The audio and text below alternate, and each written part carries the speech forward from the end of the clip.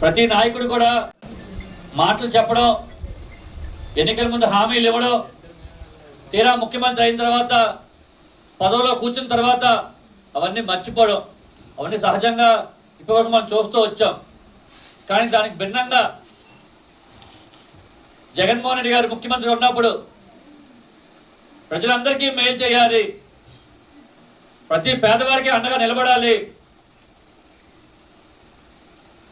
గడిచిన ప్రభుత్వంలో కార్యకర్తలకు ఇబ్బంది జరిగింది, కార్యకర్తలకు అగౌరవం జరిగింది, కానీ ఎక్కడా పేదవాడికి నష్టం జరగలేదు, ఎక్కడా పేదవాడికి అన్యాయం జరగలేదు. ఈరోజు నీతిగా నిజాయితీగా పరిపాలించి ఈరోజు కార్యకర్తలకు ఇబ్బంది జరిగింది తప్పితే ఎక్కడా పేదవాడికి ఎక్కడ ఇబ్బంది జరగలేదు.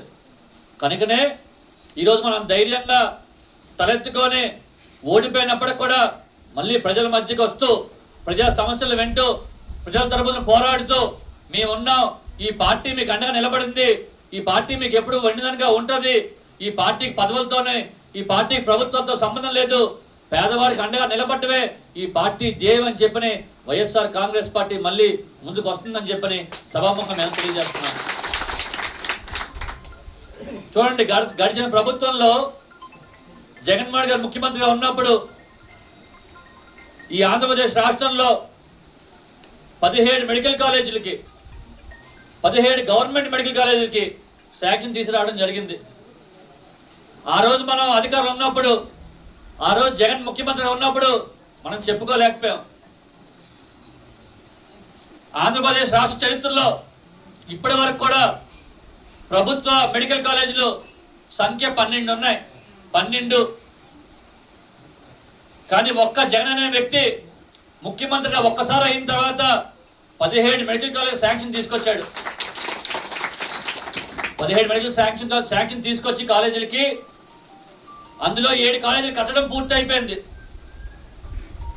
7 కాలేజీలు కట్టడం పూర్తి అయిపోయి 5 కాలేజీల్లో ఇప్పటికే పిల్లలు చదువుకుంటున్నారు, ఎంబీబీఎస్ విద్యను అభ్యసిస్తున్నారు, పేదవాడు చక్కగా వైద్యం చేయించుకుంటున్నాడు. అటువంటి కార్యక్రమాన్ని ఈ కూటమి ప్రభుత్వం అధికారంలోకి వచ్చిన తర్వాత, ఈ చంద్రబాబు నాయుడు ముఖ్యమంత్రి అయిన తర్వాత ఈ మెడికల్ కాలేజ్ మేము కట్టలేము, పేదవాడికి అండగా ఉన్న ప్రభుత్వ మెడికల్ కాలేజ్ మా వల్ల కాదు, ప్రైవేట్ వ్యక్తుల చేతిలో పెట్టేస్తాము, పీపీపీ పద్ధతి కింద ప్రైవేట్ వ్యక్తులకు అప్పచెప్తాము, మీరు కట్టుకొని పేదవాడి వైద్యానికి వస్తే ఆపరేషన్ చేయించడానికి మీరు డబ్బులు వసూలు చేసుకోండి, పేదవాడికి మీరు వైద్య సీట్లు అమ్ముకోండి అనే కార్యక్రమాన్ని నిరసిస్తూ ఈరోజు రచ్చబండ కార్యక్రమాన్ని శ్రీకారం చుట్టాం. ఈ రచ్చబండ కార్యక్రమం ద్వారా గ్రామాల్లోకి వచ్చి కమిటీ సభ్యులుగా మీకు చైతన్యవంతం చేసి గ్రామాలను ప్రజలందరికీ కూడా ఈ విషయం తెలియజేసి ఏదైతే కుట్ర పడుతున్నారో, ఏదైతే పేదవాడికి ఉచిత వైద్యం అందకుండా చేస్తున్నారు, ఈ కార్యక్రమాన్ని ఆపాలి అనే కార్యక్రమంలో భాగంగా ఈరోజు మీ అందరూ మండల కేడర్ అందరూ కూడా మీ దగ్గర రావడం జరిగింది.